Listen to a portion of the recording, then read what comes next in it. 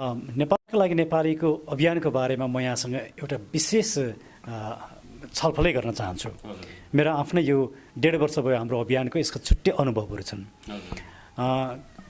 कहिलेकाहीँ त मलाई कस्तो लाग्छ भने के साँच्चै यो नेपाली छ। अहिले यहाँले सोध्नुभएको ज्ञानेन्द्र साईजीको कुरा सोध्नुभयो जस्तो मलाई लाग्यो।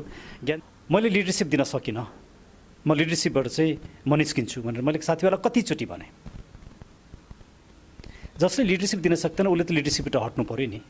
म माथि आएको त्यति मात्र अरू पनि आरोप छन्। मुख्य चाहिँ होइन, एउटा सिके राउतको लयर एउटा, अनि दोस्रो आरोप चाहिँ यो डलरवादी मान्छे हो होइन, दोस्रो आरोप। अनि तेस्रो आरोप अहिले फेसबुकमा तपाईँले हेर्नु त मलाई जस्तो गाली त धेरै कम मान्छेलाई गाली गर्छन् होइन। परिवर्तन गर्नुपर्छ र अहिलेका नेताहरूको प्रब्लम हो, यो नेताहरूलाई परिवर्तन गर्नुपर्छ भन्ने बुझ्यो भने यो 7 दिनमा पनि सम्भव छ। यो बुझेनन् भने 7 वर्षमा पनि हुँदैन, 70 वर्षमा पनि हुँदैन। नागरिकको लागि परिवर्तन भएन, तर हामीले यो स्टेटमेन्ट भन्दाखेरि के हो त परिवर्तन र किन भएन भन्ने कुरा बुझ्नुपर्ने हुन्छ। हामीले नागरिकहरूलाई मार्केटसँग कनेक्ट गर्नै सकेनौँ, बजारसँग नागरिकहरूलाई सम्बन्धित बनाउनै सकेनौँ। डेड बडीहरू राख्ने ठाउँ रहेछ त्यो जग्गालाई पनि अहिले व्यक्तिहरूले पहिला गुठीमा लिएर गए, गुठी पछाडि निजी गरेर अहिले त प्लटिङ भइसकेछ। किन माओवादी आन्दोलन जुन भयो, जुन माओवादी इन्सर्जेन्सी भयो मुलुकमा, हजारौँ मानिसहरू मारे, 17,000 मानिसहरू मारिए, त्यसले समाजलाई रूपान्तरण गर्ने भएको त गर्थ्यो नि।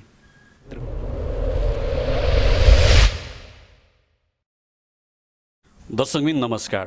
आज हामी देशमा धेरै किसिमका परिवर्तन भए तर जनताका लागि परिवर्तन खै भन्ने शीर्षकमा कुराकानी गर्न गइरहेका छौँ। आज हामी सामु यस्तो मानिस हुनुहुन्छ जो पछिल्लो समयमा हरेक नेपाली, हरेक जनता, हरेक यो देशवासीका लागि प्रश्न चिन्हको रूपमा अथवा परिवर्तनका एउटा आशाको भ्यूको रूपमा अघि बढ्दै आउनुभएको छ। सर्वप्रथम त डाक्टर सुरेन्द्र भण्डारीज्यूलाई कार्यक्रममा हामी स्वागत गर्दछौँ। धेरै धेरै धन्यवाद अर्जुनजी। सुरुमा त हजुरले शीर्षक नै मोटामोटी अन्दाज गरिसक्नुभयो। परिवर्तन धेरै भए, यहाँले पनि देख्नुभयो, हामीले पनि देख्यौँ। जनताको लागि खै परिवर्तन? यहाँले जे प्रश्न राख्नुभयो एकदमै महत्त्वपूर्ण प्रश्न राख्नुभयो। सबभन्दा पहिला त हामीले जनताको लागि, म त्यस जनता भन्ने शब्द भन्दा नि म चाहिँ नागरिक भन्ने शब्द भन्छु। नागरिकको लागि परिवर्तन भएन, तर हामीले यो स्टेटमेन्ट भन्दाखेरि के हो त परिवर्तन र किन भएन भन्ने कुरा बुझ्नुपर्ने हुन्छ। त्यसैले म यहाँलाई सबभन्दा पहिला परिवर्तनको बारेमा मेरो आफ्नै व्यक्तिगत धारणा र नेपालका लागि नेपालीको धारणा पनि म राख्न चाहन्छु। अनि त्यस पछाडि वास्तवमै यो परिवर्तनमा नेपाली नागरिकहरू, नेपाली समाज, नेपाली राष्ट्र समाहित हुन सक्यो कि सकेन भन्ने विषयमा हामी छलफल गरौँला। पहिलो कुरो, परिवर्तनका केही पाटाहरू हुन्छन्। एउटा परिवर्तन हुन्छ राजनैतिक परिवर्तन। राजनैतिक परिवर्तनले केही व्यक्तिहरूलाई सत्तामा पुर्याउने काम अहिलेसम्मका राजनैतिक परिवर्तनले गरे, तर हामीले अपेक्षा गरेको र नेपाली समाजले अपेक्षा गरेको राजनैतिक परिवर्तन भनेको नेपाली नागरिकहरू राजनैतिक रूपमा उनीहरू इम्पावर हुन्छन्, उनीहरूलाई सशक्तिकरण गरिन्छ भन्ने चाहिँ यो राजनैतिक परिवर्तनको मुख्य कुरा। अर्थात् राजनीतिले नागरिकहरूको सेवा गर्छ, मुलुकको सेवा गर्छ र राजनीतिले चाहिँ नागरिकहरूलाई आफ्नो केन्द्रबिन्दु बनाउँछ भन्ने मुख्य अपेक्षा थियो। तर 2007 सालदेखि आजसम्म भएका राजनीतिक परिवर्तनहरूले एउटा शक्ति केन्द्रको ठाउँमा अर्को शक्ति केन्द्रलाई सत्तामा पुर्याए, तर त्यो शक्ति केन्द्रको राजनीतिक चरित्र परिवर्तन भएन, त्यो शक्ति केन्द्रको पोलिटिकल माइन्डसेट परिवर्तन भएन, राजनीतिक संस्कार संस्कृतिमा परिवर्तन भएन। त्यसैले अहिलेसम्मका हाम्रा राजनीतिक परिवर्तनहरू चाहिँ हाफ हार्टेड, अर्थात् कुनै न कुनै रूपमा अपूर्ण रूपमा परिवर्तन भए। त्यसर्थ अहिले नेपाली समाजमा जुन किसिमको निराशा, कुण्ठा, असन्तोष देखिएको छ र परिवर्तनका लागि नेपाली समाज जसरी तयार बन्दै गइरहेको छ, यो किन भइरहेको भने अहिलेसम्मका मुलुकका राजनीतिक परिवर्तनहरूले नागरिकहरूको आकाङ्क्षा, राजनीतिक आकाङ्क्षालाई परिपूर्ति गर्न सकेनन्। एउटा दोस्रो पक्ष के हो भने राजनीतिक परिवर्तनले मात्रै पनि परिवर्तन हुँदैन, त्यसको एउटा आर्थिक, सामाजिक, सांस्कृतिक परिवर्तन पनि चाहिन्छ। हामीले आर्थिक परिवर्तनलाई हेर्ने भनेदेखि नेपाली समाजमा खासै ठुलो आर्थिक परिवर्तन हुन सकेन। उदाहरणका लागि म केही देशहरूको उदाहरण दिन्छु। जस्तो 1960 नेपालको पर क्यापिटा इन्कम या कति थियो भन्दाखेरि $64 थियो। हजुर। भने अहिले 2019 आएर $1034 पुगेको छ। यो तथ्याङ्क चाहिँ जिडिपी लाई हेर्दाखेरि देखिन्छ होइन। अब मैले यो भन्न खोजेको के हो भने त्यही बेला चाइनालाई र बङ्गलादेशलाई हेरौँ या इन्डियालाई हेरौँ, बङ्गलादेशलाई हेऱ्यो भने त्यो बेलामा $88 थियो, चाइनाको $89 थियो। हामीसँग धेरै ठुलो अन्तर थिएन। तर अहिले चाइनाको $10,000 पुग्यो, जबकि हाम्रो $1,000 मात्रै छ होइन। बङ्गलादेशको पनि ओभर $5,000 पुग्यो, जबकि हाम्रो अहिले बङ्गलादेशसँग पनि हामी कम्पिट गर्न सकिरहेको अवस्था छैन। अब 1960 देखि 1990 लाई हेर्ने भने जब हामीले लोकतन्त्र लिएर आयौँ त्यो बेला हाम्रो जिडिपी पर क्यापिटा $193 थियो। अर्थात् यो झन्डै 60 to 90 30 इयर्समा हामीले 5 गुणा मात्रै जिडिपीमा वृद्धि गर्न सक्यौँ। अर्थात् त्यसले के देखाउँछ भने हाम्रो विकासको गति चाहिँ एकदमै कम रह्यो। त्यो सिङ्गो पञ्चायतको पिरियडमा हामीले भनौँ। तर पञ्चायतको अन्त्य पछाडि पनि हामीले 193 बाट 2019 अलमोस्ट यहाँ पनि 30 वर्ष नै भएको छ। त्यो बेला पनि 5 टाइम्सभन्दा बेसी गर्न सकेनौँ। मान्छे ओभरअल हेर्दाखेरि पञ्चायतमा भएको आर्थिक विकास दर र पञ्चायतपछि भएको जुन जिडिपीमा आएको परिवर्तन छ लगभग समान देखिन्छ। किन यस्तो रह्यो? मिल्दोजुल्दो किन यस्तो रह्यो त? जबकि अरू बङ्गलादेशमा हेर्नुहुन्छ भने 1990 पछाडि 17 टाइम्सले वृद्धि भएको छ, चाइनामा हेर्नुहुन्छ 31 टाइम्सले वृद्धि भएको छ। साउथ कोरियामा हेर्नुहुन्छ भने 1960 देखि 1990 को बिचमा 41 टाइम्सले वृद्धि भएको छ। त्यही बेला जापानमा हेर्नुहुन्छ भने 52 टाइम्सले वृद्धि भएको छ। तर हामीमा किन यस्तो हुन सकेन? मेजर क्वेसन यो किन हुन सकेन भन्दाखेरि हामीले नागरिकहरूलाई मार्केटसँग कनेक्ट गर्नै सकेनौँ, बजारसँग नागरिकहरूलाई सम्बन्धित बनाउनै सकेनौँ। बजार र नागरिकको बिचको सम्बन्ध एकदमै टाढा रह्यो। अहिले पनि लोकतन्त्र आइसके पछाडि पनि नेपालमा जुन किसिमको आर्थिक विकास या आर्थिक वृद्धि भएको छ त्यो केही घरानाहरू केही व्यक्तिहरूको हातमा अर्थतन्त्र सीमित छ। आम नेपाली नागरिकहरूले अर्थतन्त्रबाट खासै फाइदा पाउन सकेका छन्, बजारबाट फाइदा पाउन सकेका छन्।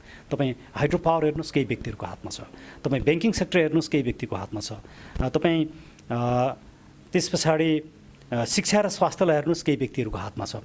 अब यी व्यक्तिहरू को छन् त भन्दा राजनीतिक दलसँग सम्बन्धित रहेका राजनीतिक दलका कार्यकर्ता, केही धनाढ्य घरानाहरू। अब होटल व्यवसाय हेर्नुहोस् त्यस्तै छ, टुरिज्म हेर्नुहोस् त्यस्तै छ, एक्सपोर्ट इम्पोर्ट हेर्नुहोस् त्यस्तै छ। त्यसैले केही व्यक्तिहरूले फाइदा पाए तर ओभरअल पिपुल चाहिँ मार्केट र इकोनोमीमा कनेक्ट हुन सकेन।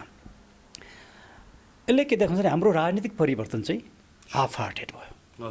त्यसले डेमोक्रेसी भनेकै मार्केटसँग पिपुललाई कनेक्ट गर्ने हो। हुन त तपाईँले प्रश्न सोध्नु होला, अमेरिकामा पनि 1% नागरिकहरूको हातमा, अमेरिकनहरूको हातमा राज्यको ठुलो उनीहरूको हातमा छ, झन्डै 30% भन्दा बेसी रिसोर्सेस उनीहरूको हातमा छ।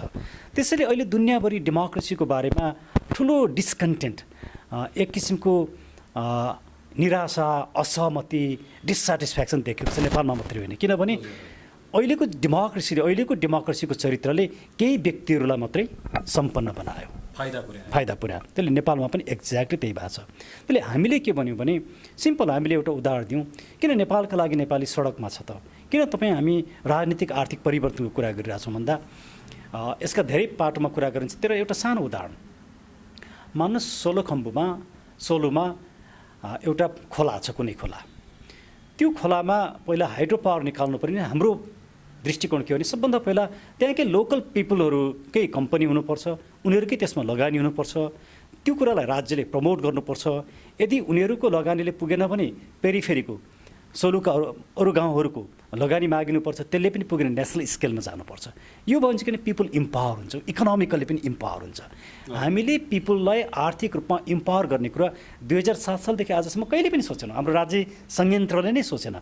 त्यसले गर्दाखेरि हाम्रो गरिबी अहिले पनि गरिबीको केही स्केल घटेको छ। तर किन घट्यो भन्दाखेरि गरिबी हामीले $1 बाट $2, $2 बाट $3 लगेर हेर्दाखेरि घटेको होला।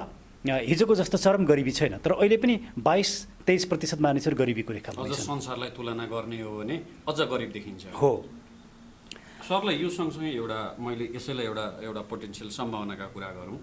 यही तथ्याङ्कलाई उल्टो बनाएर हेर्ने भने हजुर। विश्वका सबै जनता जतिवटा हजुरले देशका कुराहरू गर्नुभयो त्यही देशका फेरि जनता र नेतालाई कुरा गर्ने भने यी नेताहरू अथवा अहिलेकादेखि लिएर सम्पूर्ण राजनीतिसँग आस्था राख्ने नेताहरूको चाहिँ जिडिपी तथ्याङ्कले मोटामोटी के देखाउला? यो चाहिँ एउटा हँसी मजाको होइन मजाक गर्ने सिरियस क्वेसन हो।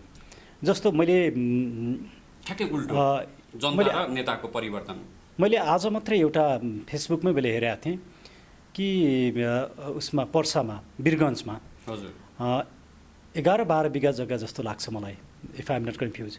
त्यो चाहिँ एउटा डेड बडीहरू राख्ने ठाउँ रहेछ। त्यो जग्गालाई पनि अहिले व्यक्तिहरूले पहिला गुठीमा लिएर गए, गुठी पछाडि निजी गरेर अहिले त प्लटिङ भइसकेछ। अब यो कहिलेदेखि भयो भन्दाखेरि 2047 साल पछाडि, यो आज भएको होइन, क्रमिक रूपमा त्यहाँबाट सुरु। जब हाम्रोमा लोकतन्त्र आयो, यो लोकतन्त्रले के गर्यो भने लोकतन्त्र नराम्रो होइन, तर लोकतन्त्रले पिपुललाई चाहिँ इम्पावर गरेन, केही पार्टीका नेताहरूलाई इम्पावर गर्यो। शेरबहादुर देउपा आज अरबपति कहाँबाट भए? माधव कुमार नेपाल अरू नेताभन्दा अलिक आर्थिक अवस्था कमजोर छ भन्ने सुनिन्छ, तर उनको पनि धेरै कमजोर छैन। उनी एउटा घुस खाने भ्रष्टाचार गर्ने नेताको सूचीमा पर्दैनन् भन्ने कुरा सुनिन्छ। तर अहिले पछाडि आएको ललिता निवासमा त माधव कुमार नेपालको पनि संलग्नता देखियो। खड्गप्रसाद ओलीको यो आर्थिक सम्पन्नता कहाँबाट आयो? प्रचण्डको बारेमा त 34 अरब रुपियाँको त उनलाई मुद्दा नै छ अख्तियारमा, तर मुद्दा भाषणमै भन्नु भइरहेछ खानुभयो भनेर पैसाको एउटा मूल्य तोकेरै भन्नु भइरहेछ। अनि एनसेलबाटै 10 अरब लिएको भन्ने कुरा त बाबुरामले बोल्नु पनि, त्यही कारणले मैले पार्टी छोडेको भनेर भन्नुभयो होइन। यस्ता कुराहरू नेकेट रूपमा बाहिर आउँदाखेरि पनि नेताहरूको जुन आर्थिक अवस्थामा परिवर्तन आयो, यी ठुला नेता मात्रै होइन, उनीहरूका वरिपरिका मान्छेहरू, कार्यकर्ताहरू सबैको आर्थिक अवस्थामा परिवर्तन आएको छ। आज खोला नालाका साइडका जग्गाहरू सबै पार्टीका कार्यकर्ताहरूको नाममा छ। आज मठ मन्दिरका वरिपरिका जग्गाहरू सब पार्टीका कार्यकर्ताको नाममा छ। आज सार्वजनिक जग्गाहरू समाप्त पारिएको छ। आज सबै रिसोर्सेसहरू उनीहरूको हातमा छ। त्यसैले मुलुकलाई दलीयकरण गरियो, मुलुकलाई मुलुक बनाइएन कि मुलुकलाई दलको कब्जामा लिएर गयो। यो कारणले गर्दाखेरि राजनीतिक व्यथिति र विशृङ्खलता मात्रै आएको होइन कि आर्थिक रूपमा पनि नागरिकहरूलाई कमजोर बनाइयो।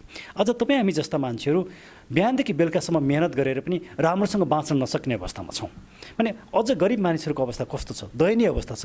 हेर्नुहोस्, एउटा अस्पतालमा 10,000 रुपियाँ तिर्न नसकेर आफ्नो बच्चीको लास निकाल्न नसकेका कुराहरू हामी मिडियामा पढ्छौँ। योभन्दा दुःखदायक के हुनसक्छ?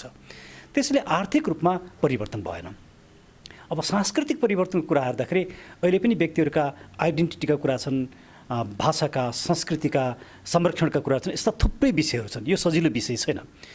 तर यस क्रममा माओवादी जनयुद्धले मुलुकलाई एउटा सबभन्दा खतरनाक के कुरा उब्जायो भने जातीय राज्यको जुन परिकल्पना माओवादी जनयुद्धले गरेर युद्ध जित्नका लागि र सरकारलाई कमजोर बनाउनको लागि, राज्यलाई कमजोर बनाउनको जसरी मान्छेलाई उक्साउने काम गर्यो र डिफिट जस्ता एजेन्सीहरू र पश्चिमाहरूले जसरी यसको लागि पैसा खनाए, त्यसले के देखिन्छ भने आज जातीय राज्यको कन्सेप्ट नेपाली समाजमा एउटा ठुलो रोगको रूपमा आएको छ, भाइरसको रूपमा आएको छ। हो, प्रत्येक समुदायका संस्कृतिलाई, भाषालाई, सभ्यतालाई संरक्षण गरिनुपर्छ। तर प्रत्येक भाषा बोल्ने व्यक्तिको छुट्टै राज्य हुन सक्दैन। दुनियाँ कहीँ पनि यस्तो हुँदैन।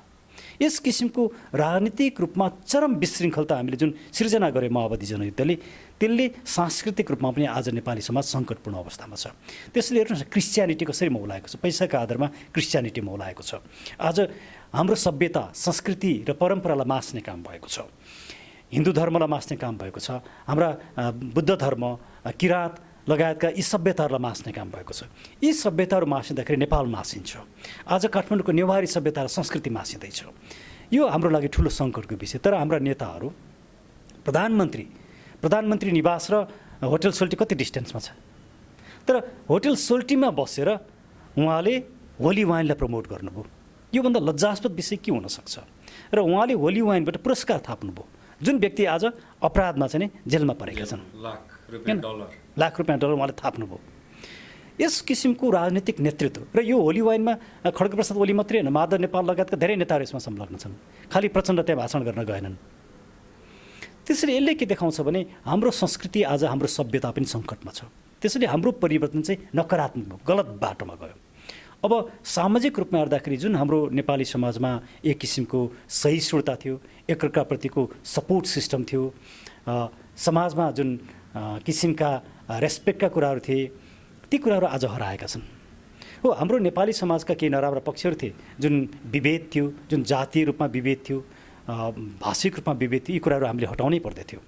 गलत संस्कृतिहरू थिए, ती कुरालाई हटाउनै पर्दथ्यो।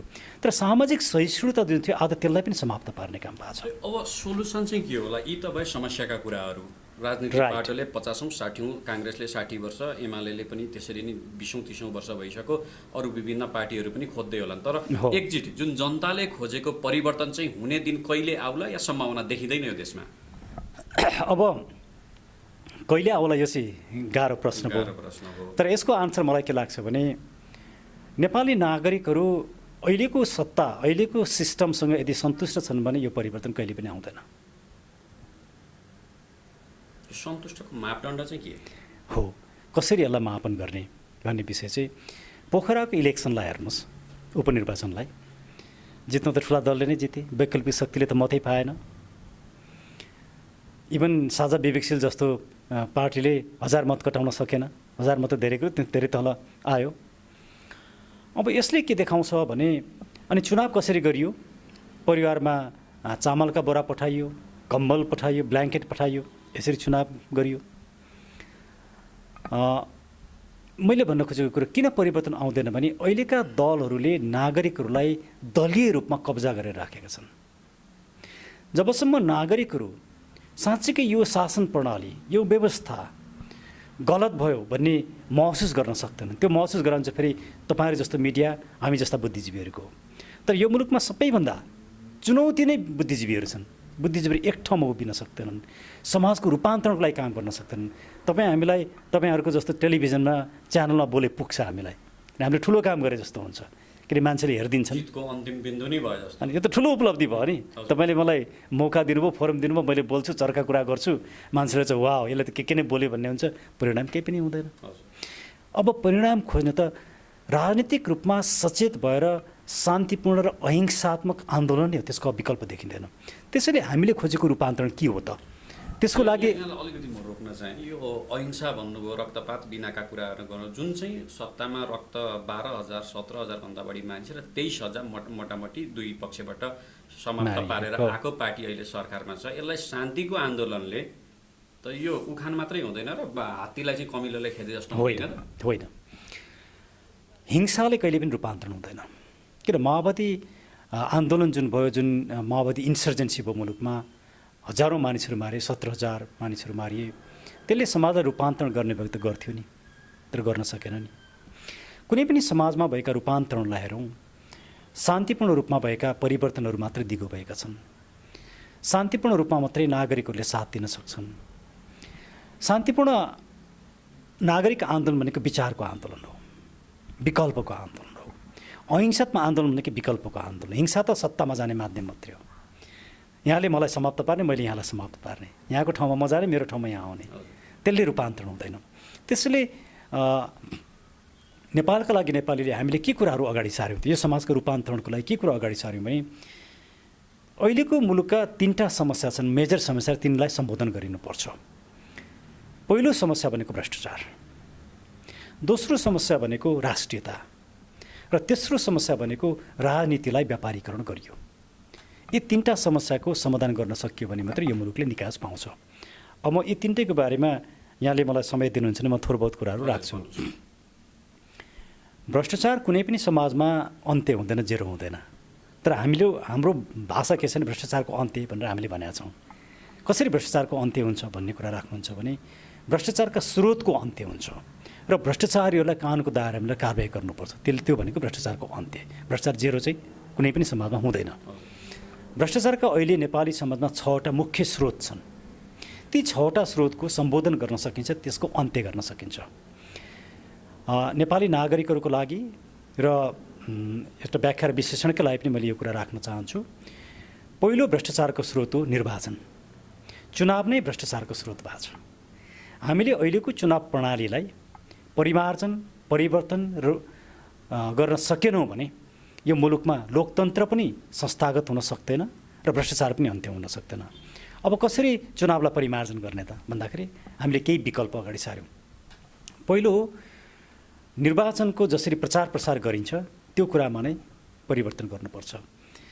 पैसा बाँडेर, गुन्डा परिचालन गरेर, भोज भत्तेर गरेर, गाउँ गाउँमा गएर मानिसहरूका घर घरमा गएर अनावश्यक रूपमा मान्छेलाई आश्वासन दिएर गरिने निर्वाचनको प्रचार प्रसारले न त लोकतन्त्र संस्थागत हुन्छ न त मुलुकलाई नै सही दिशामा लान्छ। त्यसैले यस किसिमको इलेक्सन क्यानभासिङ सिस्टम प्रचार प्रसारको तरिकामा नै परिमार्जन गर्नुपर्छ पहिलो।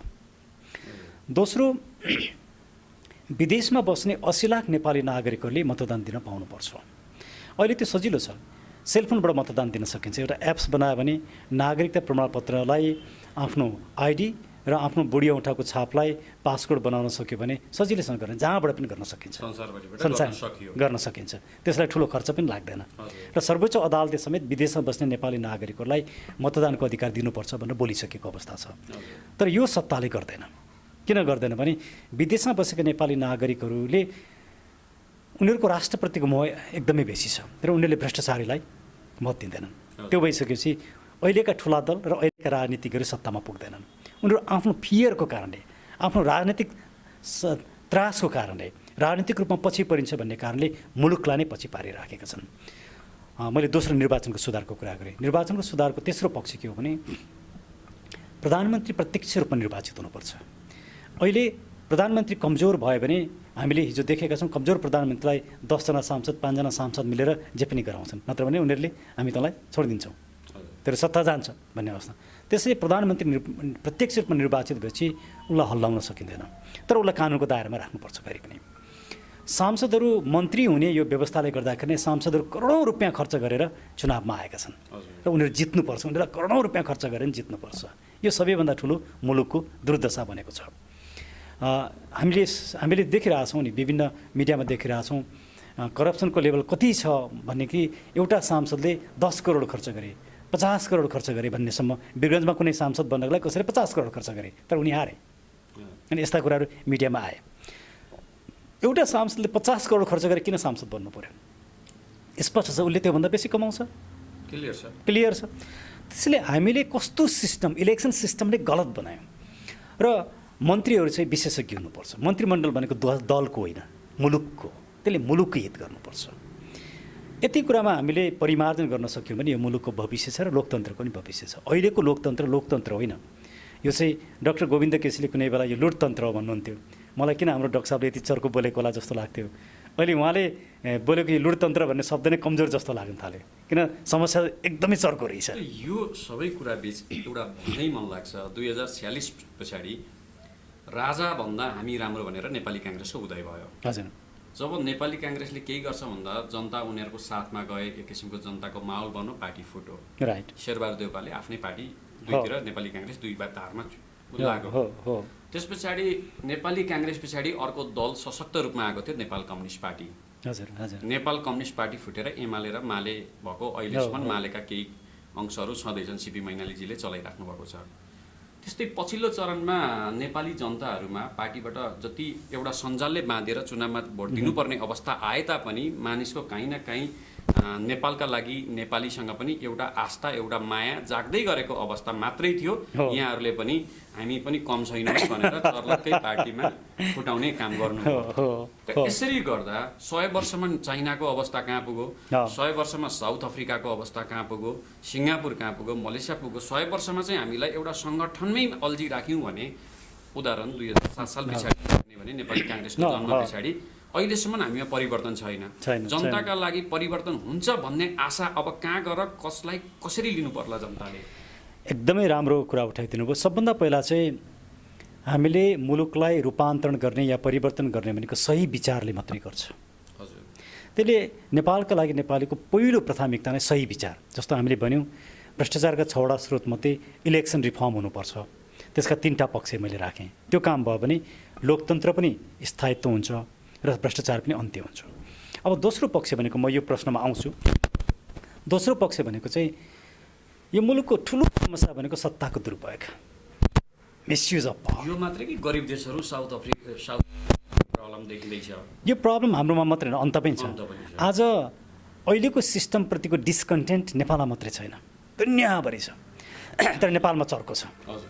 त्यसैले सत्ताको दुरुपयोगलाई रोक्नलाई के गर्ने त भन्दाखेरि हामीले के भन्यो, नेपालको लागि नेपालले के भन्यो भने सबभन्दा पहिला चाहिँ पञ्चायतकालदेखि आजसम्म सत्तामा बस्ने प्रत्येक व्यक्तिको सम्पत्तिको छानबिन गर्नुपर्छ। अब यो अख्तियारले गर्न सक्दैन, किनकि अख्तियारले त भनिसक्यो हामी प्रधानमन्त्री माधव कुमार नेपाल र प्रधानमन्त्री बाबुराम भट्टराई पूर्व प्रधानमन्त्री दुवैलाई मुद्दा चलाउन सक्दैनौँ, किनकि यो नीतिगत निर्णय हो। नीतिगत निर्णयको छाप लगाइदिएर खोल उडाइदिएर जसले मुख्य निर्णय गर्छ उनीहरूमाथि मुद्दा नचलाउने अनि त्यो निर्णयका आधारलाई कार्यान्वयन गर्ने अरूमाथि मुद्दा चलाउने, यस्तो किसिमको हास्यास्पद काम अख्तियारले गर्छ। र अख्तियारका प्रमुखले नै पटक पटक भन्नुभएको छ म त राजनीतिक नेताहरूलाई मुद्दा चलायो भने मेरो जागिर जान्छ। त्यसले गर्दाखेरि सिधा छ, किनकि त्यो राजनीतिक रूपमा भएको नियुक्ति हो। अब अख्तियारले या अहिलेका राज्यका कुनै पनि संयन्त्रले यो काम गर्न नसक्ने भएपछि हामीले भन्यौँ पञ्चायतकालदेखि आजसम्म सत्तामा बस्ने व्यक्तिहरूको सम्पत्ति छानबिन गर्नको लागि एउटा शक्तिशाली नागरिक आयोग चाहिन्छ, अर्थात् समाजले नागरिकले पत्याएका निष्कलङ्कित व्यक्तिहरू। उदाहरणका लागि सुखदेव भट्टराई जस्ता व्यक्तिहरू हुन सक्छन्, सुशीला कार्की जस्ता व्यक्ति हुन सक्लान्, या रवि लामिछाने जस्ता व्यक्ति हुन सक्लान्, या समाजले पत्याएका व्यक्तिहरू। त्यस्ता व्यक्तिहरूको एउटा सशक्त आयोग बनाइसकेपछि भोलि एकछिन मान्नुहोस् तपाईँ हामी कोही पनि सत्तामा गयो भने हाम्रो पनि सुरु गर्नुपर्छ, हाम्रो पनि छानबिन गर्नुपर्छ। क्लिन चिट नलिकन, त्यो आयोगबाट क्लिन चिट नलिकन पोलिटिकल पोजिसन र पब्लिक पोजिसनमा जान हुँदैन। यो भयो भने राजनीतिक सत्ताको दुरुपयोग गर्ने कुरा रोकिन्छ अनि भ्रष्टाचार पनि रोकिन्छ। त्यसैले राजनीतिक शक्तिको एउटा दुरुपयोगलाई रोक्ने कुरा हामीले त्यो कुरा अगाडि सार्यौँ। यो मुलुकमा भ्रष्टाचारको अर्को ठुलो स्रोत छ, खास गरिकन कर्मचारीहरूले किन घुस खान्छन् भन्दाखेरि शिक्षा र स्वास्थ्यमा भएको चरम व्यापारीकरण। शिक्षा र स्वास्थ्य साह्रै महँगो भयो। एउटा पब्लिक स्कुलमा गएर पढ्ने विद्यार्थी केही पब्लिक स्कुल राम्रा छन् है, फेरि मैले तराईतिर जाँदाखेरि केही राम्रो पब्लिक स्कुल पनि देखेको छु, तर त्यो चाहिँ अपवाद हो। त्यहाँका लोकल पिपलहरूले त्यहाँको स्थानीय समुदायले ठुलो मेहनत गरेर जोगाएर गरेको कुरा हो। तर ओभरअल हेर्दाखेरि पब्लिक स्कुलहरूमा तपाईँ हामी कोही पनि आफ्नो छोराछोरीलाई पब्लिक स्कुलमा राख्दैनौँ, पढाउने स्थिति पनि छैन, सकिँदैन नि, किन त्यो पनि बिगार्ने हो। को जान्छन् त पब्लिक स्कुलमा? गरिबका बच्ची जान्छन्, उनीहरूले न त्यहाँ राम्रोसँग पढ्छन् न उनीहरूको भविष्य छ। हामीले एउटा यस्तो जमात तयार गरिरहेको छौँ कि किसिमको एउटा सर्टिफाइड सोसाइटी, एउटा हाई लेभलमा पढ्छन्, धनाढ्य मान्छेहरू छन्, उनीहरू इन्टरनेसनली कम्पिट गर्छन्, त्यो एउटा वर्ग छ। अर्को तपाईँ हामी जस्तो मिडल क्लासका मान्छेहरूले यहाँका बोर्डिङ स्कुल भन्ने जस्तामा पढाउँछौँ, धेरै राम्रो नभए पनि राम्रै छन्। गरिबहरूले पब्लिक स्कुलमा पढाउँछन्। अनि भोलिको यो तीन किसिमको वर्ग देखियो, यसले समाजलाई एकदमै नकारात्मक दिशातिर लगेको छ। त्यसैले कुनै पनि तपाईँ डेभलप कन्ट्रिजलाई हेर्नुहोस्, युएसमा पनि पब्लिक स्कुलहरू एकदम राम्रा छन्, इभन क्यापिटलिस्ट कन्ट्रीमा पनि पब्लिक स्कुलहरू राम्रा छन्। मान्छेहरू त्यहाँका नागरिकहरूले पब्लिक स्कुल प्रिफर गर्छन्। त्यसले नेपालका लागि नेपालले के भन्यो भने भ्रष्टाचारलाई रोक्नका लागि शिक्षा र स्वास्थ्य निःशुल्क हुनुपर्छ, सर्वसुलभ हुनुपर्छ। हामीले प्राइभेट स्कुल र प्राइभेट हस्पिटल बन्द गर्नुपर्छ भन्दैनौँ हामी, तर पब्लिक एजुकेसन र पब्लिक हेल्थ राम्रो प्राइभेटमा जान्छ भने त्यो उसको किन पब्लिक हेल्थ राम्रो लाग्छ म पब्लिक हस्पिटलमा जान्छु नि। त्यसैले यो जरुरी छ। तेस्रो भने मैले चौथो नीतिगत भ्रष्टाचार। यो मुलुकमा यतिसम्म नीतिगत भ्रष्टाचार कि मन्त्री परिषदले गरेको नीतिगत निर्णयमा मुद्दा चलाउन नपाउने। यो भनेको सत्तालाई नै अपराधीकरण गर्ने, सत्तालाई नै भ्रष्टाचारको लागि प्रयोग गर्ने। चाहिँ हामीले कस्ता नेता बनायौँ, हामीले कस्ता दलका नेताहरूलाई सत्तामा पठायौँ, हाम्रो पनि कमजोरी छ, नागरिकहरू पनि कमजोरी छ। तर नागरिकहरूलाई सचेतन बनाउने काम त यहाँहरू जस्तो मिडिया र हामी जस्ता इन्टेलेक्चुअल्सको, त्यो हाम्रो असफलता हो। त्यसले नीतिगत भ्रष्टाचार, ललिता निवासको कुरा हेरौँ या वाइट बडीको कुरा हेरौँ या यस्ता एनसेलका काण्डका भनिसक्यो, 10 अरबका कुरा त आफै भनिसक्यो एनसेलमा त हामीले मुद्दा लिएर नगएको भए एनसेलले 1 पैसा तिर्नेवाला थिएन, किन सरकार आफै अदालतमा आएर बहस गर्दाखेरि एनसेलले कर तिर्नु पर्दैन भनेर बहस गर्छ। पुँजीगत लाभ गरेर एनसेलले तिर्नु पर्दैन भनेर सरकारी वकिलले बहस गरे। अझ सरकारले त के भन्छ, त्यो जुन टेलिया सोनेराले तिर्नुपर्ने हो, टेलिया सोनेरा त विदेशी कम्पनी हो, त्यसले तिर्नुपर्छ भन्छ, जबकि टेलिया सोनेरा बन्द गरिसक्यो।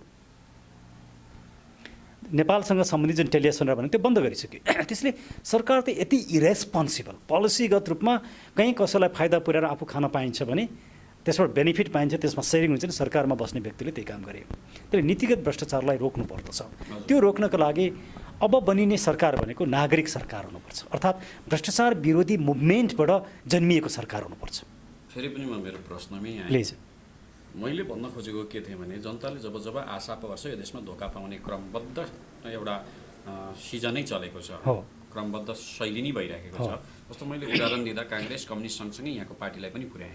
हाम्रो पार्टीमा हाम्रो त अभियानै भन्नु, अहिलेसम्म अभियानै भनिराख्नुभएको छ।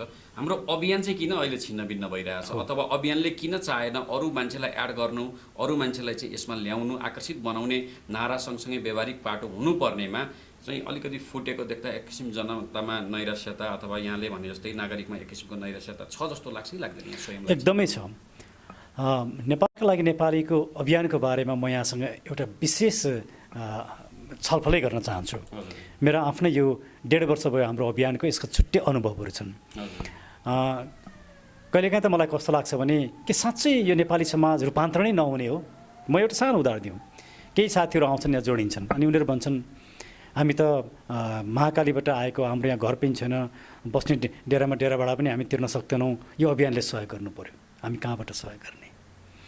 केही युवाहरू जोडिन्छन् अनि भन्छन् हाम्रो रोजगारी छैन, हामी यो काम गर्न चाहन्छौँ, पैसा दिनु पऱ्यो, हामी कहाँबाट दिन सक्छौँ? किनकि यो अभियान हामी 2-4 जना व्यक्तिहरूले काम गर्छौँ, कमाउँछौँ, हाम्रो गोजीको पैसा हालेर चलाइराखेको अभियान हो। हामी कसैलाई पनि पैसा दिएर यो अभियानमा ल्याउन सक्दैनौँ।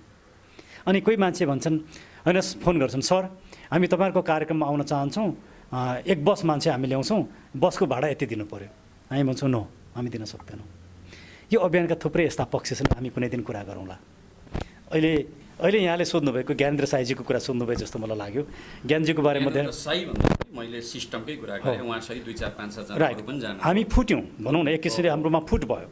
त्यो एकदमै नराम्रो कुरा हो होइन। त्यो हाम्रो जसले लिडरसिप लियो, मैले लिडरसिप लिएँ, त्यो मेरो कमजोरी हो। र मैले भने मैले लिडरसिप दिन सकिनँ, म लिडरसिपबाट चाहिँ म निस्किन्छु भनेर मैले साथीहरूलाई कतिचोटि भने। जसले लिडरसिप दिन सक्दैन उसले त लिडरसिपबाट हट्नु पऱ्यो नि, सहयोगीको भूमिका खेल्नु पऱ्यो। मैले त्यो कुरा भने, म त्यसको लागि तयार छु। मैले भने सुरेन्द्र केसी जस्ता विभिन्न व्यक्तिहरूलाई आउनुहोस्, तपाईँहरू नेतृत्व गर्नु, म तपाईँको कार्यकर्ता हुन तयार छु। मलाई पद चाहिएको छ। मैले पटक पटक भने यो मुभमेन्ट सफल हुँदाखेरि मलाई प्रधानमन्त्री हुनु छैन, मन्त्री हुनु छैन, न्यायाधीश हुनु, मलाई केही हुनु नै छैन। म यही वकालत गर्ने हो, भोलि पनि वकालतै गर्छु। एउटा इन्टेलेक्चुअल हो, म आफ्नो किताब लेख्छु, आफ्नो लेखहरू लेख्छु, म यसैमा रमाएको छु।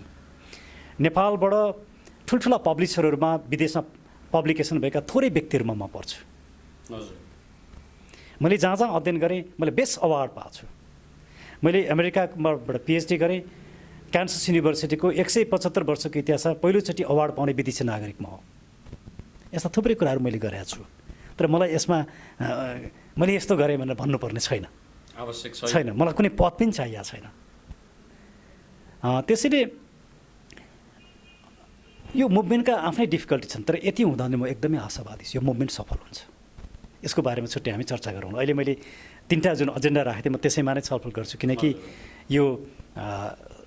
यो बुझाउन मैले सकेँ भने नेपालका लागि, नेपाली अभियानको लागि र मुलुककै लागि पनि फाइदा हुन्छ। त्यसले भ्रष्टाचारका मैले 3टा स्रोत मैले बताइसकेँ। एउटा निर्वाचन, त्यसलाई सुधार गर्नुपर्ने। दोस्रो राज्य शक्तिको दुरुपयोग, त्यसलाई सुधार गर्नुपर्ने। तेस्रो शिक्षा र स्वास्थ्यको कुरा मैले गरेँ। र चौथो मैले गरेँ नीतिगत भ्रष्टाचार। 5औँ बेरोजगारीको कुरा छ, जुन ज्ञानेन्द्र साईजीले डेटा लिएर बोल्नुहुन्थ्यो नि, त्यो डेटा हामीले बनाएको डेटा होइन, नेपालका लागि नेपालले बनाएको होइन। नेपाल सरकारको महालेखा परीक्षकले आफ्नो प्रतिवेदनमा देखाएका कुराहरू हुन्। नदेखाए त कति होला, देखाएका कुरा बोल्दा नै समाजमा तरङ्ग आयो। ज्ञानेन्द्र साईलाई फलान ठाउँमा जान नपाउने भनेर भने त्यो महालेखा परीक्षक भालै हान्न खोज्यो होइन। त्यो त सरकारको प्रतिवेदनको कुरा बोलेका छन्। यो कस्तो समाज होला, यो कस्तो सत्ता होला? सरकारको कुरा त्यो त ज्ञानेन्द्र साईले गरेको त सरकारले गर्नुपर्ने काम गरिदियो। हामीले त्यो जिम्मा ज्ञानेन्द्र साईलाई दियौँ। हामीले विभिन्न व्यक्तिलाई विभिन्न जिम्मा दियौँ, त्यसमा यो विषयमा बोल्ने तपाईँको काम हो भनेर भन्यौँ। उहाँलाई हामीले प्रशिक्षण गऱ्यौँ, सहयोग गऱ्यौँ, अहिले राम्रोसँग त्यसलाई राख्नुभयो। अब खड्गप्रसाद ओली प्रधानमन्त्रीज्यूको पहिलो कार्यकालमै 1 खरब 44 अरब त बेरोजु आयो। 1 खरब 44 अरब बेरोजु आयो। बेरोजु भनेको आफैमा सबै बेरोजु भ्रष्टाचार होइनन्, तर सबै केही बेरोजु भ्रष्टाचार पनि हो। जस्तो नक्कली बिल भरपाई बनाइन्छ, पैसा कहाँ गयो भन्ने कुरो थाहा हुँदैन, त्यसको अकाउन्ट सिस्टम गडबड गरिन्छ, यस्ता कुराहरूले भ्रष्टाचार हुन्छ। त्यही हाम्रो आर्थिक ऐन अन्तर्गत 6 महिनाभित्रमा बेरोजुको रकम सबै असुल उपर गरिसक्नुपर्छ, तर गरिएको छैन। थुप्रो छ बेरोजुको रकम। त्यसले यो मुलुकको अर्को समस्या भनेको बेरोजु अन्त्य गर्नुपर्छ। त्यो गर्नका लागि पनि भ्रष्टाचार विरोधी अभियानबाटै आएको सरकार चाहिन्छ, जसलाई हामी नागरिक सरकार भन्छौँ। र छैटौँ हो विकास निर्माणका कारमा गरिने भ्रष्टाचार सेटिङ चाहिँ कस्तो भने एउटा सानो बाटो, तपाईँ मेरो अफिसमा आउँदाखेरि यहाँले देख्नुभयो होला, बाटो बनाएको छ, अलिकति ठाउँमा चाहिँ बाटो बनाइँदैन, जहाँ अप्ठ्यारो छ त्यहाँ बनाइँदैन, अनि त्यहीँ बिग्रिन्छ। यो एक ठाउँ हुने मात्रै होइन। हामी ज्ञानेन्द्रजी र म काठमाडौँबाट महाकाली गइरहेका थियौँ केही समय अगाडि, अनि पुलको साइडमा जहाँ पुल आउँछ त्यसको ठिक्क अगाडिपट्टि जहाँ पुल सिल्छ त्यहाँ ठुल्ठुला खाल्डा हुन्छन्। एउटामा भयो ठिक छ, दोस्रोमा भयो ठिक छ, यस्तो हामीले 20औँवटा पुल देख्यौँ। तर एक ठाउँमा हामी रोकेर हामीले फोटो लियौँ। हामी त्यहाँ रोकेपछि एकजना मान्छे आयो, उसको नजिकै घर थियो, त्यहाँ उसको चाहिँ त्यो बाटो बनाउने के भन्छ, बाटो बनाउने साधनहरू उसँग थिए। अनि उसले आएर भन्यो के सरहरूको गाडी बिग्रियो भनेर भन्यो, किन त्यो खाल्डामा पर्दा गाडी बिग्रिन्छ नै। अनि हामीले भन्यौँ बिग्रिया त छैन, बिग्रेला जस्तो भयो भन्यो। यहाँ त थुप्रै मोटरसाइकल एक्सिडेन्ट भएको छन्, मान्छेहरू मरेका छन्। अनि किन भन्यो, यी खाल्डोको कारणले भने। तपाईँले पुर्दा हुँदैन भन्यौँ हामीले। अनि तपाईँको भनेको म ठेकेदार हो भन्यो उसले। अनि ज्ञान साईजीले भन्नुभयो तपाईँ यसको ठेका लिनु हुँदो रहेछ, यी सबै सडकका खाल्डाहरू उस्तै छन्, ठ्याक्कै यो काटेर बनाइएको जस्तो छ, यहाँ तपाईँहरूको गल्ती जस्तो छ, हामी यो विषयलाई उठाउँछौँ, हामी भोलि आउँदाखेरि यो पुरिएन भनेदेखि म तपाईँसँग कडा कुरा गर्छु भनेर उहाँले भन्नु, मैले भने भोलिपल्ट आउँदा त्यहाँ माटो हालिदिएको थियो। हजुर, माटो होइन, मैले यो सानो दृष्टान्त हो। तर विकास निर्माणका कामदेखि लिएर राज्यका सबै निकायहरूलाई राजनीतिकरण गरेको छ। त्यो ठेक्का पनि राजनीतिक दलको मान्छेले पाउँछ, त्यहाँ पनि कमिसन हुन्छ, प्रचण्डका आफ्ना मान्छेले पाउँछन्, फलानाका आफ्ना मान्छेले पाउँछन्। अनि राजनीतिक दलमा तपाईँ त्यो निर्वाचन आयोग होस्, तपाईँ त्यो अख्तियार होस्, त्यो तपाईँ कुनै होस्, तपाईँ त अब त सर्वोच्च अदालत समेत सबै आफ्ना राजनीतिक रूपमा आफ्ना नजिकका व्यक्तिहरू आफ्नो स्वार्थ संरक्षण गर्ने व्यक्तिलाई लगिन्छ। त्यसैले चरम रूपमा राज्य शक्तिलाई दलीयकरण गरियो र विकास निर्माणका कुराहरूमा दलीयकरण भयो। यी कुराहरूलाई जबसम्म हटाउन सकिँदैन यो मुलुकको भविष्य छैन। त्यसले नेपालका लागि नेपाली पनि हामीले समस्या मात्रै देखाएनौँ, यी समाधान हुन्, यसको लागि साथ दिनुहोस् भनेर नागरिकलाई भन्यौँ। अहिले पनि म त्यही भन्छु, यी समस्या जबसम्म सम्बोधन हुँदैन यो मुलुकको भविष्य छैन। अब नेपाली नागरिकहरूलाई हाम्रो आग्रह के हो भने हामीले उठाएका यी एजेन्डा र त्यसको समाधान जुन देखाएका छौँ यसमा तपाईँले विश्वास लाग्छ भने हामीलाई साथ दिनुहोस्, विश्वास लाग्दैन नदिनुहोस्। यो तपाईँको एजेन्डा हो, हाम्रो मात्रै एजेन्डा हो र यो मुलुकको एजेन्डा हो।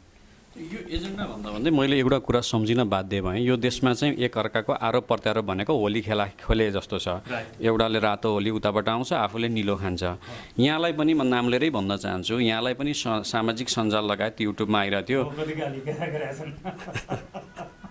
यहाँ आफैलाई पुण्य गौतमजीले पनि भन्नु भइरहेको थियो, मैले एउटा उहाँको कार्यक्रम हेर्दै मैले पनि देखिरहेको थिएँ।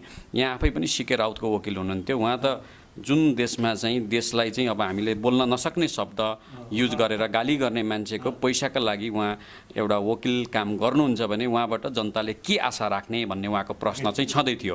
उहाँ आफैले सक्नु भएन, यो प्रश्न म राख्छु यहाँलाई। प्लिज, म माथि आएको त्यति मात्रै, अरू पनि आरोप छन्। मुख्य चाहिँ होइन, एउटा सिके राउतको लयर एउटा, अनि दोस्रो आरोप चाहिँ यो डलरवादी मान्छे हो होइन, दोस्रो आरोप। अनि तेस्रो आरोप अहिले फेसबुकमा तपाईँले हेर्नु त मलाई जस्तो गाली त धेरै कम मान्छेलाई गाली गर्छन् होइन। अब म यसमा क्रमशः आउँछु। म जुन राष्ट्रियताको सवालमा मैले भ्रष्टाचारको विषयमा सिद्ध्याएँ, राष्ट्रियताको सवालमा कुरा गर्दाखेरि म यसलाई अहिले जोड्छु। पहिला सिके राउतकै विषयमा बोलौँ। म जापानमा पढाउँथेँ र जापानबाट म नेपाल आउँदाखेरि म एउटा कार्यक्रममा जनकपुर गएको थिएँ। त्यहाँ जाँदाखेरि एकजना पत्रकार मेरो मित्र, एकजना लयर पनि हुनुहुन्थ्यो र उहाँले के भन्नुभयो भने सिके राउतसँग एकचोटि भेट्ने हो सर भन्नुभयो। मैले भने हुन्छ भने मैले, अनि उहाँले सिके राउतसँग लगेर मलाई भेटघाट गराउनु भयो। सिके राउतजीले मलाई 15 मिनटको 20 मिनटको टाइम दिनुभएको थियो। हाम्रो झन्डै 2 घन्टा जति कुराकानी भयो र त्यो भेटघाटको मुख्य विषयवस्तु नै के थियो भने मैले के भने सिके राउतजी तपाईँले जुन मधेसमा तराईमा जुन छुट्टै एउटा राज्यको कुरा गरिरहनु भएको छ यो एकदमै गलत छ। तपाईँले जुन विखण्डनवादी कुरा गरिरहनु भएको छ त्यो गलत छ। मान्नुहोस् तपाईँले भनेको जुन छुट्टै राज्य बनाउनु भयो, तपाईँको इकोनोमी हुँदैन, तपाईँको एडमिनिस्ट्रेसन हुँदैन, त्यो क्षेत्रमा भएका जुन अहिलेका समस्याहरू छन् ती समस्याहरू यथावत हुन्छन्। तपाईँको ह्युमन रिसोर्सेस छैन, यहाँ कुनै विकास हुँदैन र मानिसहरूमा रहेको डिससेटिस्फ्याक्सन त्यस्तै हुन्छ, तपाईँले केही पनि गर्न सक्नुहुन्न। त्यसैले विखण्डनकारी गतिविधि छोड्नुहोस्, मैले भनेको कुरा यही थियो। र उहाँले के भन्नुभयो भने धेरै कुरा भएपछि फेरि अर्कोचोटि पनि भेटौँ भनेर भन्नुभयो। त्यस पछाडि मेरो लगातार म जापान छोडेर नेपाल आइसके पछाडि 3-4 राउन्ड 5 राउन्डको त्यहाँ हाम्रो कुराकानी भएको छ र मेरो प्रत्येक कुराकानीमा सीके रावतले विखण्डनकारी गतिविधि छोड्नुपर्छ भन्ने थियो र एउटा अन्तिम भेटमा उहाँ यो कुरामा सहमत हुनुभएको थियो। त्यस पछाडि अन्तिम भेट चाहिँ कहिलेको थियो? उहाँलाई मुद्दा लाग्नुभन्दा 5-6 महिना अगाडि, 4-5 महिना अगाडि यस्तै कहिलेको थियो। अनि उहाँलाई मुद्दा लागिसके पछाडि उहाँका पहिलाका लयरहरू त शम्भु थापाहरू अरू थिए, तर उहाँले मलाई खोज्नुभयो। अनि मलाई दरबार मार्गमा प्रहरी कार्यालयमा राखेको थियो, म त्यहाँ गएँ, मैले भेट्न र मैले भने म तपाईँको केस म लड्छु, तर तपाईँले विखण्डनकारी गतिविधि छोड्छु भन्ने कुरा मलाई प्रमिस गर्नुपर्छ, तपाईँले यो संविधानलाई मान्छु भन्ने कुरामा कमिटमेन्ट गर्नुपर्छ। अनि म आफै यो संविधानप्रति डिससेटिस्फ्याक्सन राख्छु। तर मैले उहाँलाई किन यो कुरा भने उहाँ सिस्टमभित्र आउनु पऱ्यो। अनि उहाँले भन्नुभयो मैले प्रहरीकामा बयान गर्दा नै यो संविधानलाई मान्छु भन्ने कुरा मैले भनिसकेको छु भन्नु, मलाई देखाउनुहोस् भने उहाँले देखाउनु भयो उहाँको बयान। मलाई लाग्छ त्यसको क्वेसन 25 जस्तो लाग्छ मलाई। त्यहाँ उहाँले म यो संविधानलाई मान्छु भनेर भन्नुभएको छ। अनि विखण्डनकारी गतिविधि छोड्नको लागि तपाईँले इनिसिएसन लिइदिनुहोस्, नेगोसिएसन गरिदिनुहोस् र एउटा राम्रोसँग गयो भने यो मुलुकलाई बनाउनको लागि म पनि एउटा योगदान पुर्याउन सक्छु भन्ने उहाँले कुरा गरेको चाहिँ मैले उहाँको लयर, मैले उहाँबाट 1 पैसा लिएर लयर भएको होइन, मैले निःशुल्क गरेको।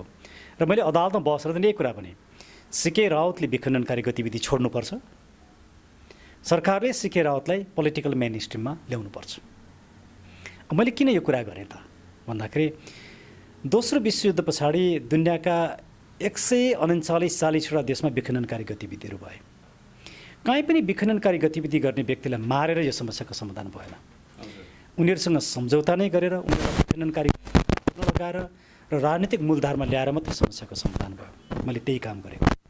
अब भन्नुहोस्, तर जब खड्गप्रसाद ओलीले यसको इनिसिएसन मैले गरे हौँ, यसको क्रेडिट कसले लियो? खड्गप्रसाद ओली प्रधानमन्त्रीले, नेपाल कम्युनिस्ट पार्टी नै भन्दा ले। हजुर। र लास्ट टाइम पनि सीके रावत जेलमा हुँदाखेरि उहाँलाई छुट्याउने काम मैले गरेको होइन, उहाँहरूकै लयरले गर्नुभयो, सत्ता पक्षसँग सम्बन्धित लयरले नै गर्नुभयो। र सीके रावतले मलाई जेलबाटै भन्नुभयो तपाईँ नेगोसिएसन गरिदिनुहोस् भनेर मलाई पटक भन्नुभयो। तर मैले भने म तपाईँको नेगोसिएसन गर्दिनँ, किनकि म खड्गप्रसाद ओली सत्ताको विरुद्धमा अभियान गरेर हिँडिरहेको छु। म त्यो सत्तासँग गएर किन नेगोसिएसन गर्छु, मेरो कुरा यो थियो। तर म तपाईँ पोलिटिकल मेन स्ट्रिममा आउनुहुन्छ नि मेरो शुभकामना छ भनेर मैले भने। तर जसरी उहाँ पोलिटिकल मेन स्ट्रिममा आउनुभयो, उहाँहरूको 11 बुधे कि कति बुधे 12 बुधेको जुन सम्झौता भएको छ, सीके रावतले मैले विखण्डनकारी गतिविधि छोड्छु भनेर कहीँ पनि भनेका छैनन्। त्यसमा मेरो विमति रह्यो। र जुन दिन उहाँहरू सीके रावत र प्रधानमन्त्रीहरू बसेर जुन कार्यक्रम गर्नुभयो, त्यही समयमा म सीके रावतको यो जुन पोलिटिकल मेन स्ट्रिममा ल्याउने काम भएको छ त्यो गलत भनेर मैले एबी न्युजमा मैले इन्टरभ्यू दिइरहेको थिएँ। त्यो चाहिँ पहिलो इन्टरभ्यू थियो। त्यसले सीके रावतको बारेमा ममाथि साथीले जुन आरोप लगायो त्यो नबुझेर लगाइएको हो, त्यो गलत आरोप हो। यदि सीके रावतलाई मारेर यो मुलुकको समस्या सम्बोधन हुन्थ्यो भने सरकारले त्यो काम गरे भए हुन्थ्यो नि। सीके रावत जस्तो अरू सीके रावत जन्मिन्थे, समस्याको समाधान हुँदैन, हिंसाले हुँदैन। सीके रावत जस्तै कुनै जसरी यहाँको विचार सीके रावतसँग मिलाएर अथवा एउटा राज्यले कुनै हिसाबले उहाँलाई पनि समेटोस् भन्ने चाहना छ, राजा पक्षमा पनि केही यस्तै छ कि अथवा राजा र पार्टीको आफ्नै प्रब्लम हो भन्ने यहाँको बुझाइ हो?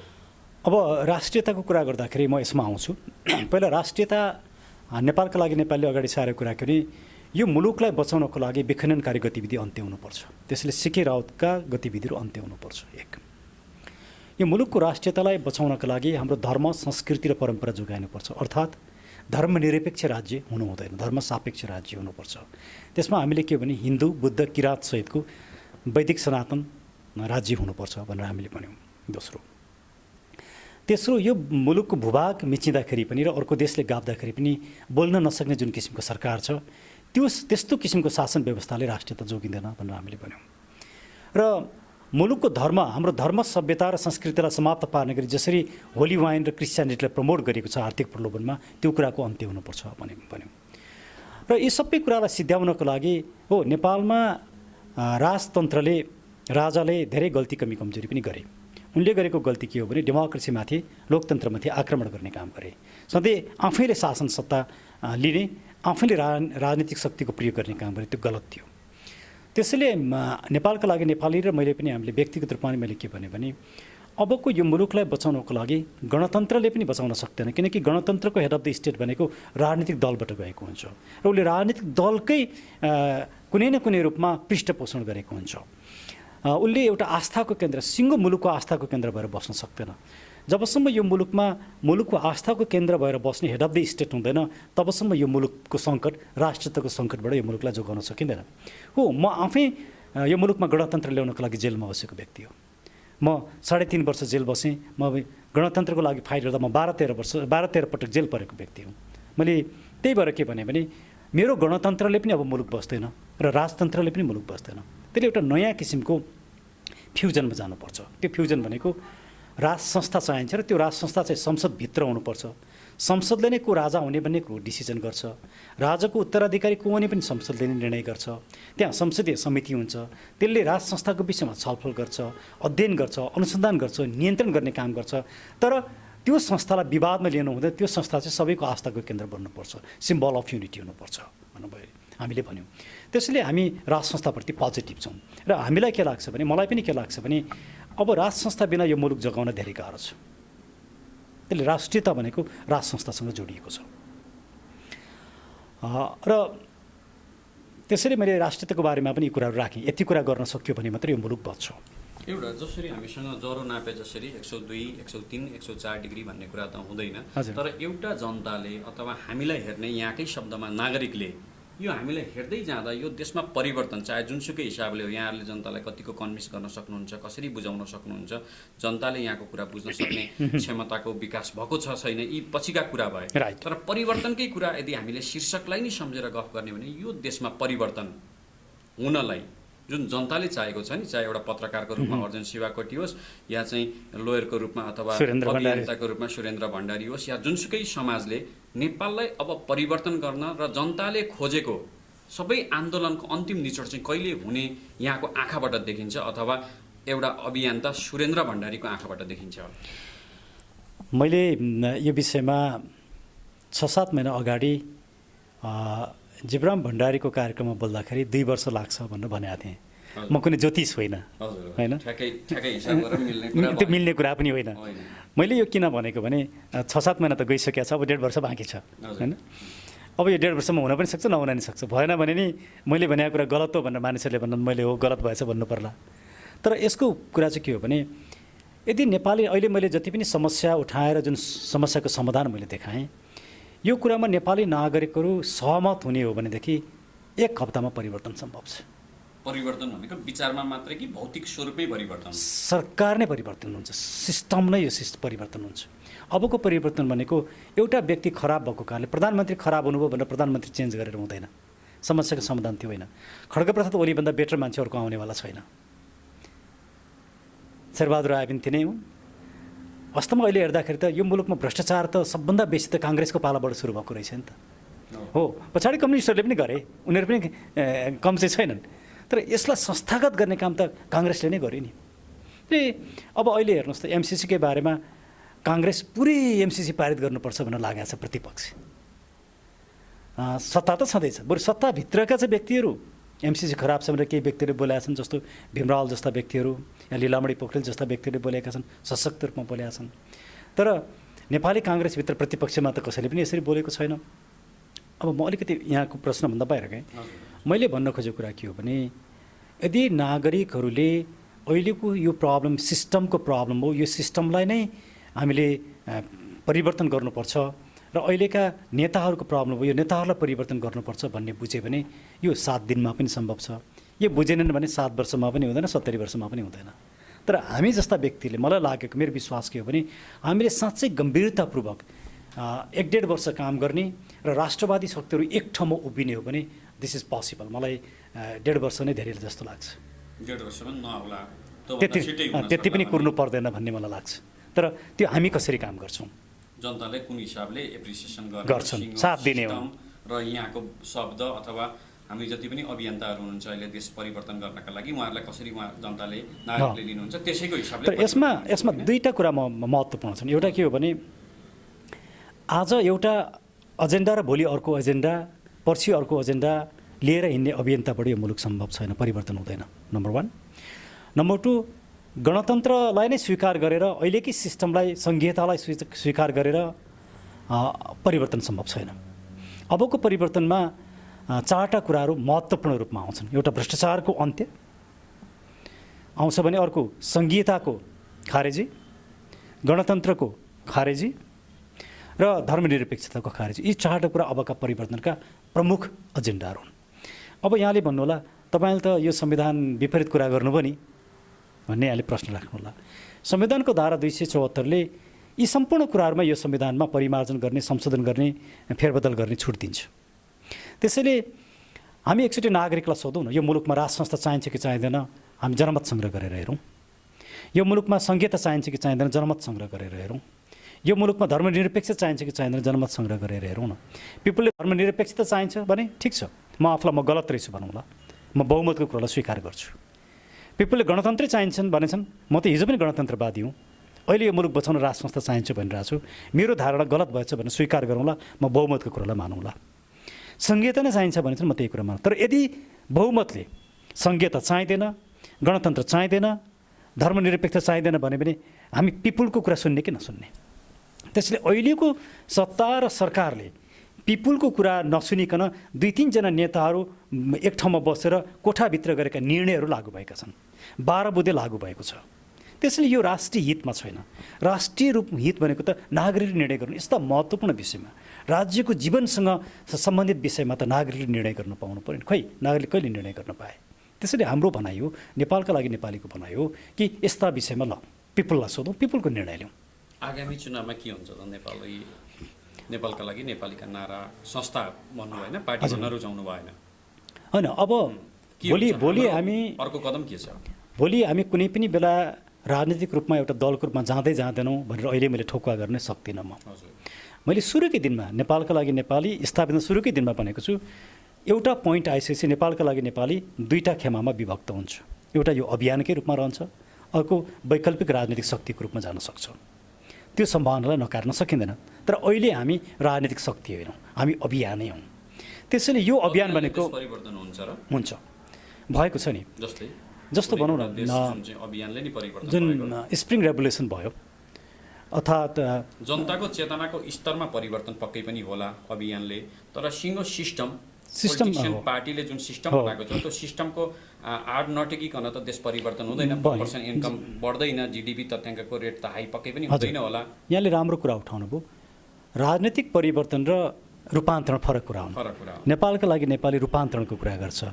पिपुलको जीवन स्तरमा नै परिवर्तन आउनु पर्यो, सोच्ने तरिकामा परिवर्तन आउनु पर्यो, सिस्टमको डेलिभरीमा परिवर्तन आउनु पर्यो। तर हामीले अरब स्प्रिङलाई हेरौँ या अरब रेभोल्युसनलाई हेरौँ, ट्युनिसियाबाट सुरु भएको। मैले यो विषयमा अन्तरिम बोलिसकेको छु, म एउटा सानो इक्जाम्पल दिउँ। ट्युनिसियामा कसरी सुरु भयो भने, एकजना गरिब युवा बाटोमा तरकारी बेचेर बस्थे। पुलिसले आएर उनको ढक तराजु खोसिदियो, लात्ताले आएर तरकारी छरपष्ट पारिदियो। उनले यो अन्याय सहन सकेनन्। नसकिसके पछाडि उनले घोषणा गरे, म भोलि यति बजे सार्वजनिक स्थानमा, हाम्रो टुँडीखेल जस्तै एउटा सार्वजनिक स्थानमा आएर आत्मदाह गर्दैछु भने। त्यहाँ पुलिसको ठुलो घेराबन्दी भयो, उनी त्यहाँ जान्छन्। तर नजिकै गएर उनले आत्मदाह गर्ने कोसिस गरे। आफ्नो जिउमा बढी तेल छर्के, लगाए, पेट्रोल लगाए, आगो लगाए। तर पुलिस आए, झापझुप त्यो निभाए, उनलाई हस्पिटलाइज गर्यो। 19 दिनमा उनको डेथ भयो। तर त्यो घटना भइसकेपछि भोलिपल्ट 500-700 मान्छे सडकमा आए, अर्को दिन 5-7 हजार आए, तेस्रो चौथो दिन लाखौँ मान्छेहरू आउन थाले। यसरी 21वटा देशमा परिवर्तन भयो, राजनीतिक परिवर्तन। सत्ता उल्ट्यो, सत्ता गयो। तर त्यो सत्ता गइसकेपछि राजनीतिक स्थायित्व भएन, किनकि राजनीतिक विचार त्यहाँ थिएन। त्यसैले नेपालका लागि नेपालीले जुन विचार अगाडि सारेको छ, त्यो परिवर्तन पछाडि के गर्ने भन्ने पनि समस्याको समाधान पनि दिएको छ। त्यसले हामी खालि प्रब्लम मात्रै क्रिएट गरिरहेका छैनौँ, प्रब्लममा मात्रै फोकस छैनौँ, हामी समाधानमा फोकस छौँ। हामीले दुनियाँका परिवर्तन, राजनीतिक परिवर्तनलाई हेरौँ। 17th-18th सेन्चुरीमा भएका परिवर्तन जस्तो फ्रेन्च रेभोल्युसन या अमेरिकन रेभोल्युसन कस्ता थिए भने ठुल्ठुला फिलोसफरहरू थिए, दार्शनिकहरू थिए, उनीहरूका विचार समाजमा गएका थिए, ती विचारले समाजलाई आन्दोलित बनाएको थियो र त्यहाँ नेताहरू निस्केर त्यो विचारलाई ती नेताहरूले कार्यान्वयनमा लिएर गएर परिवर्तन भयो। अबको जमाना त्यो होइन, अबको परिवर्तनलाई फिलोसफर चाहिँदैन किनकि फिलोसफी इस्टाब्लिस छ। दोस्रो चरणमा यस्तो भयो कि ठुल्ठुला राजनीतिक दल आए सङ्गठित, जस्तो चाइनिज रेभोल्युसन, बल्सेविक रेभोल्युसन। त्यो ठुल्ठुला राजनीतिक दलहरूले कार्यकर्ता बनाए, सङ्गठन बनाए, त्यसको बलबुतामा परिवर्तन गरियो। त्यो पनि जमाना अब गइसक्यो। 1960 पछाडि कस्तो भयो भनेदेखि कोर टिमहरू जस्तो ल्याटिन अमेरिकन कन्ट्रीमा भएका परिवर्तनहरूलाई, अफ्रिकन कन्ट्रीमा भएका परिवर्तनलाई हेऱ्यो भने दुनियाँमा आएको उभार या एन्टी कलोनियल मुभमेन्ट, उपनिवेशवादको विरुद्धमा भएका अभियानहरू, ती अभियानहरूले यसरी मुलुकलाई उत्साहित पारे कि सिङ्गो नागरिकहरूले साथ दिए। त्यो मुभमेन्ट सँगसँगै राजनीतिक दलहरू जन्मे। इन्डियामा पनि मुभमेन्ट सँगसँगै राजनीतिक दल जन्मेको। इन्डियाको परिवर्तन राजनीतिक दल जन्मेर परिवर्तन गरेको होइन। 1990 खास गरिकन अरब स्प्रिङ पछाडिको परिवर्तन चाहिँ कस्तो भने स्वतःस्फूर्त रूपमा नागरिकहरू अन्यायको विरुद्धमा सडकमा आउँछन् र राजनीतिक सत्तालाई परिवर्तन गर्छन्।